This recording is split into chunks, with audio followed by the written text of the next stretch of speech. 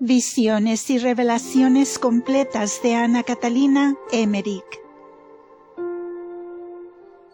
Episodio 27. Continúa el tema de la casita de Nazaret. Cuando la Virgen Santísima, después de la muerte de San José, dejó la casita de Nazaret y se fue a vivir a las cercanías de Cafarnaúm, se empezó a adornar la casa, conservándola como un lugar sagrado de oración. María peregrinaba a menudo desde Cafarnaúm hasta allá, para visitar el lugar de la Encarnación y entregarse a la oración. Pedro y Juan, cuando iban a Palestina, solían visitar la casita para consagrar en ella, pues se había instalado un altar en el lugar donde había estado el hogar. El armarito que María había usado lo pusieron sobre la mesa del altar como a manera de tabernáculo.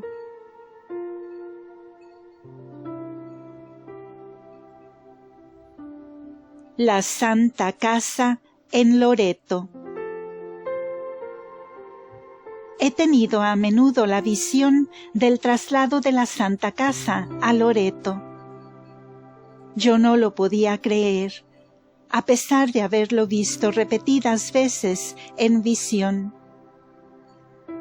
La he visto llevada por 7 ángeles que flotaban sobre el mar con ella. No tenía piso, pero había en lugar del piso un fundamento de luz y de claridad. De ambos lados tenía como agarraderas.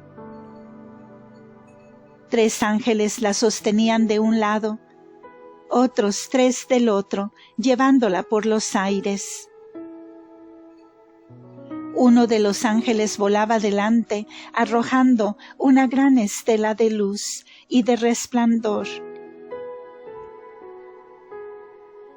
Recuerdo haber visto que se llevaba a Europa la parte posterior de la casa, con el hogar y la chimenea, con el altar del apóstol y con la pequeña ventana. Me parece, cuando pienso en ello, que las demás partes de la casa estaban pegadas a esta parte, y que quedaron así casi en estado de caerse por sí solas. Veo en Loreto también la cruz que María usó en Éfeso. Está hecha de varias clases de madera.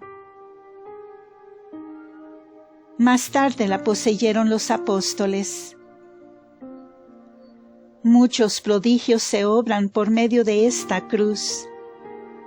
Las paredes de la Santa Casa de Loreto son absolutamente las mismas de Nazaret. Los tirantes que estaban debajo de la chimenea son los mismos. La imagen milagrosa de María está ahora sobre el altar de los apóstoles.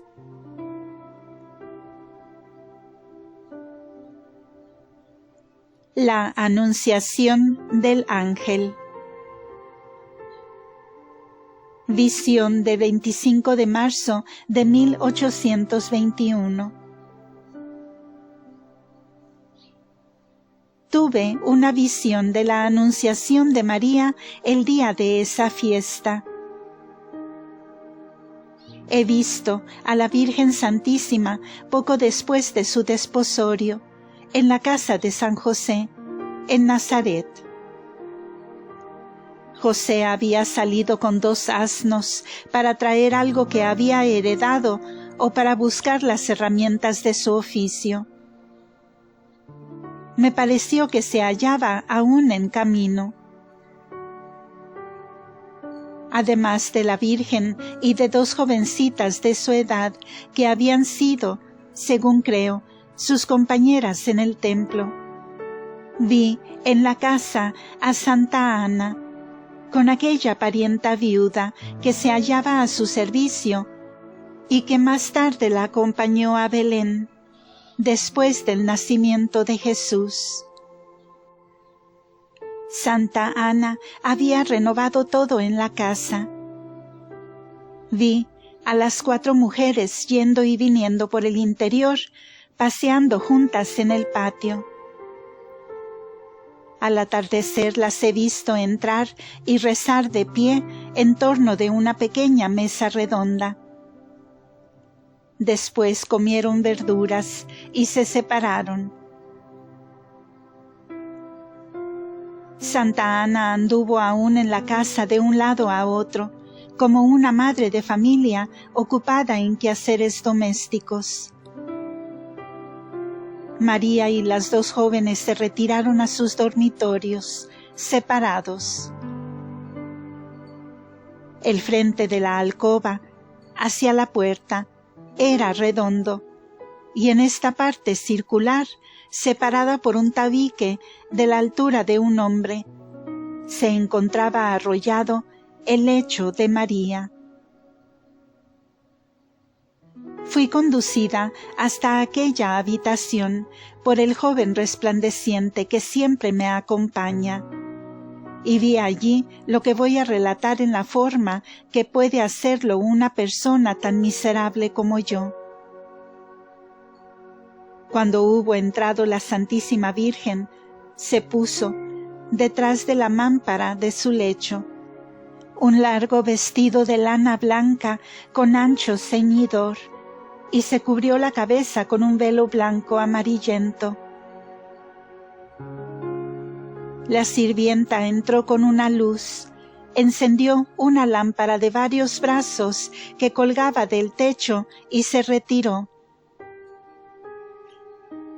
La Virgen tomó una mesita baja arrimada contra el muro y la puso en el centro de la habitación. La mesa estaba cubierta con una carpeta roja y azul, en medio de la cual había una figura bordada. No sé si era una letra o un adorno simplemente. Sobre la mesa había un rollo de pergamino escrito. Habiéndola colocado la Virgen entre su lecho y la puerta, en un lugar donde el suelo estaba cubierto con una alfombra, puso delante de sí un pequeño cojín redondo, sobre el cual se arrodilló, afirmándose con las 2 manos sobre la mesa. María veló su rostro y juntó las manos delante del pecho, sin cruzar los dedos. Durante largo tiempo la vi así, orando ardientemente, con la faz vuelta al cielo, invocando la redención, la venida del Rey prometido a Israel, y pidiendo con fervor le fuera permitido tomar parte en aquella misión. Permaneció mucho tiempo arrodillada, transportada en éxtasis. Luego inclinó la cabeza sobre el pecho. Entonces, del techo de la habitación, bajó, a su lado derecho, en línea algún tanto oblicua, un golpe tan grande de luz que me vi obligada a volver los ojos hacia la puerta del patio. Vi, en medio de aquella masa de luz, a un joven resplandeciente, de cabellos rubios flotantes, que había descendido ante María a través de los aires. Era el arcángel Gabriel. Cuando habló, vi que salían las palabras de su boca como si fuesen letras de fuego.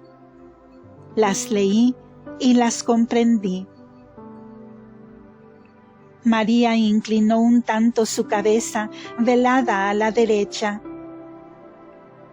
Sin embargo, en su modestia, no miró al ángel. El arcángel siguió hablando. María volvió entonces el rostro hacia él como si obedeciera una orden. Levantó un poco el velo y respondió. El ángel dijo todavía algunas palabras. María alzó el velo totalmente, miró al ángel y pronunció las sagradas palabras. He aquí la esclava del Señor. Hágase en mí según tu palabra. María se hallaba en un profundo arrobamiento. La habitación resplandecía y ya no veía yo la lámpara del techo ni el techo mismo. El cielo aparecía abierto y mis miradas siguieron por encima del ángel una ruta luminosa. En el punto extremo de aquel río de luz se alzaba una figura de la Santísima Trinidad. Era como un fulgor triangular, cuyos rayos se penetraban recíprocamente. Reconocí aquello, allí, que sólo se puede adorar sin comprenderlo jamás. El Padre, el Hijo y el Espíritu Santo. Y sin embargo, un solo Dios todopoderoso. Cuando la Santísima Virgen hubo dicho, hágase en mí según tu palabra, vi una aparición alada del Espíritu Santo, que no se parecía a la representación habitual bajo la forma de paloma. La cabeza se asemejaba a un rostro humano. La luz se derramaba a los costados en forma de alas. Vi partir de allí como 13 efluvios luminosos hacia el costado derecho de la Virgen, donde volvieron a reunirse. Cuando esta luz penetró en su costado derecho, la Santísima Virgen volvióse luminosa, ella misma, y como transparente. Parecía que todo lo que había de opaco en ella desaparecía bajo esa luz, como la noche ante el espléndido día. Se hallaba tan penetrada de luz que no había en ella nada de opaco o de oscuro.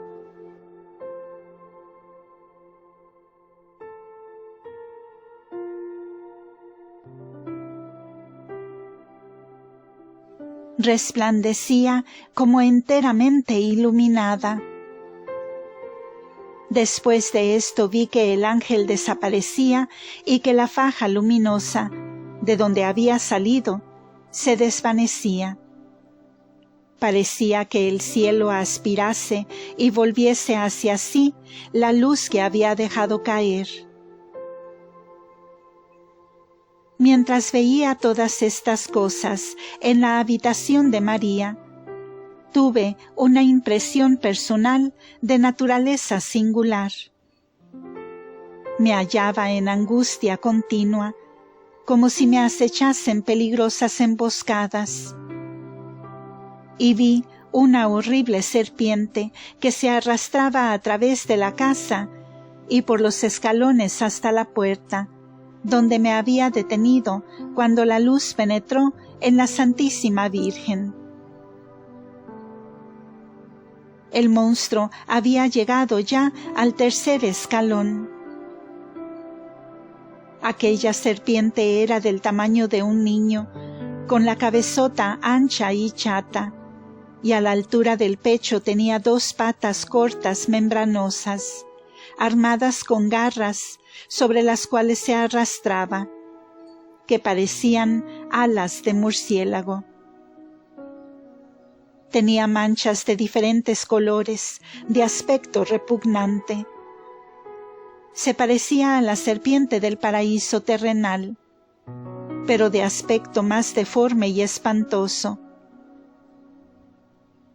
Cuando el ángel desapareció de la presencia de la Virgen, Esta pisó la cabeza del monstruo que estaba delante de la puerta, el cual lanzó un grito tan espantoso que me hizo estremecer.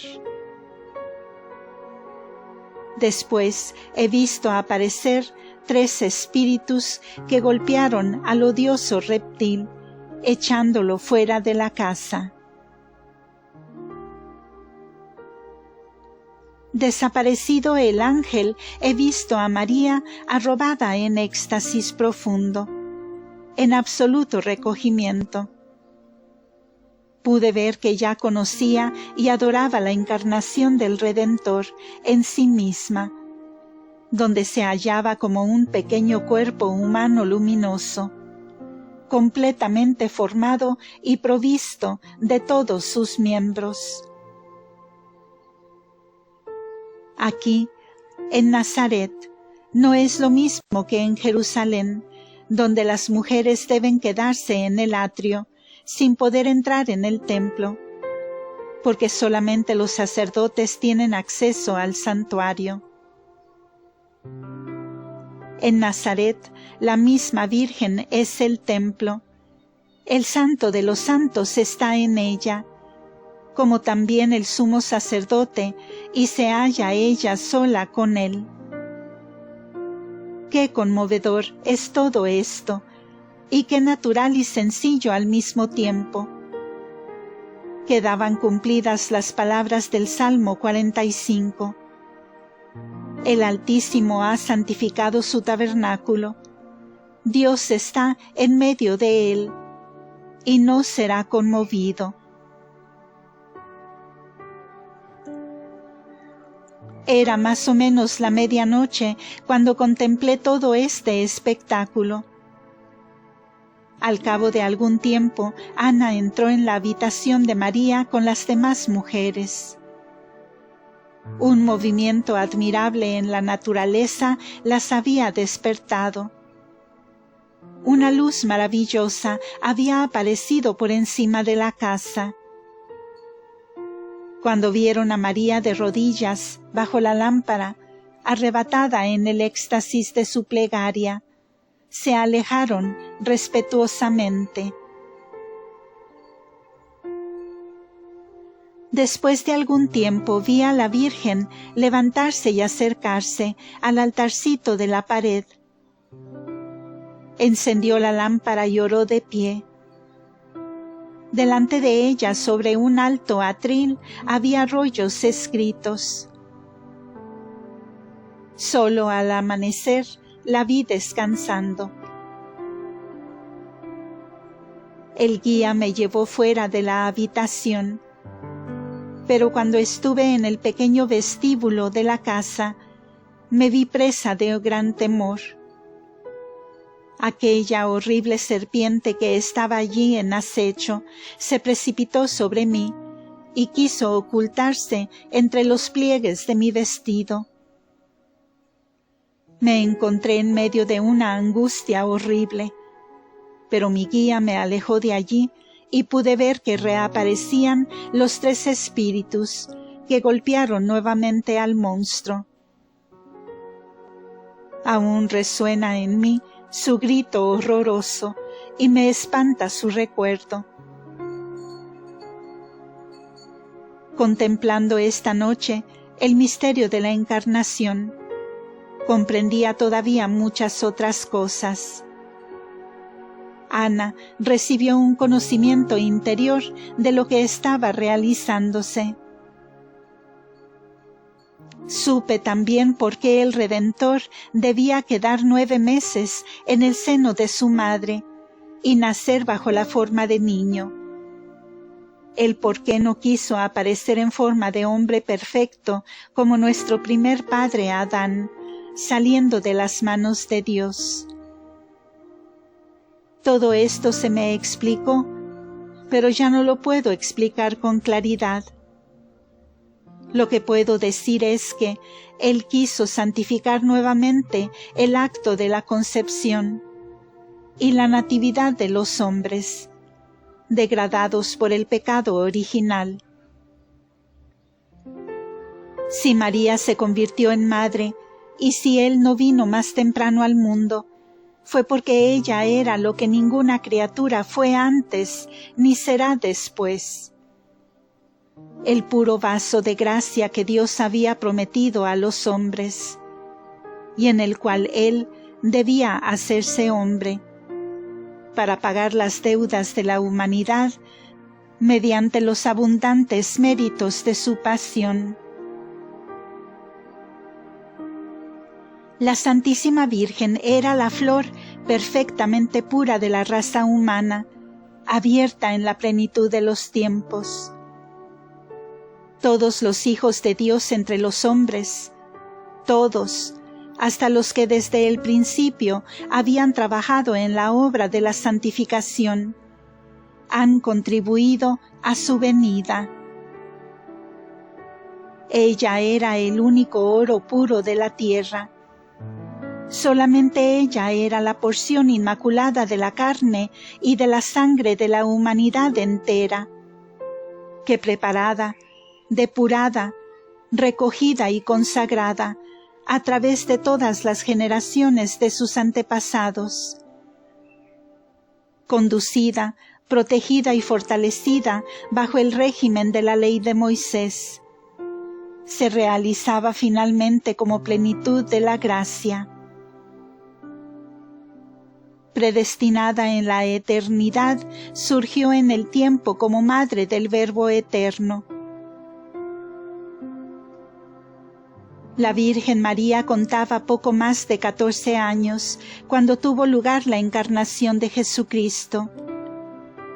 Jesús llegó a la edad de 33 años y 3 veces 6 semanas.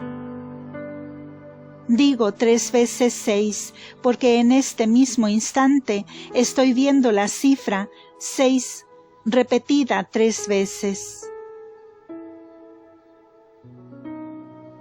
Fin de este episodio. Continuará.